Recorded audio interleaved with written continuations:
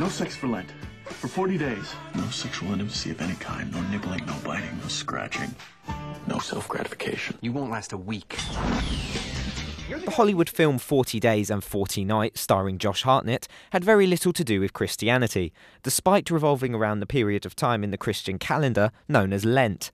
This is just one example of how religious holidays could be perceived to be becoming more commercialised and less about a person's faith. If you're using Lent to kind of pick up on New Year's resolutions that you've let fall by the wayside, well, that's got to be a good thing. If you're using it as a way of self-discipline for for your diet or something like that, then those are all good things.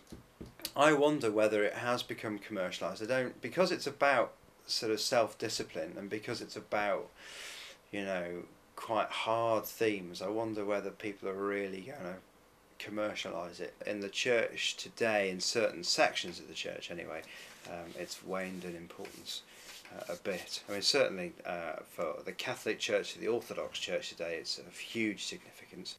But in a multi-faith society such as Stoke-on-Trent, not everyone believes in Lent, not even all Christians. For example, members of the Evangelical Church generally do not celebrate this Christian festival. If it's not taught in the Bible, then we don't celebrate it, and Lent isn't. I don't know why suddenly there is such an interest in Lent. For me, it's a distraction from the importance of everyday self-denial. The story of Jesus starving in the desert for 40 days used to mean Christians would fast for this period of time. But just as all other holidays have developed and changed, so has Lent, with a variety of different activities taking place in the next month. Opinions on the festival are just as diverse, as evident among Stoke's community.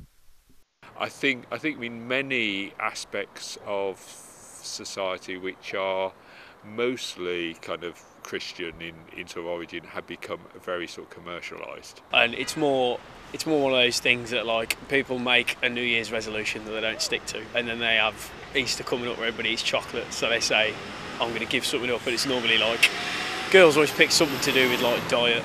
In my second year at college I gave up chocolate for 6 weeks, which was quite hard. I don't generally do Lent, but if I had to give up something, I'd probably give up sitting around so much because I'm incredibly lazy, so I'd just get more active.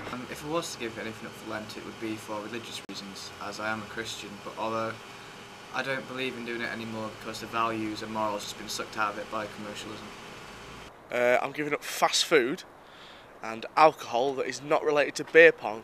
So whilst this festival may provide different interpretations and ideas from the general public, it still seems to hold its place as a very important date in the Christian calendar.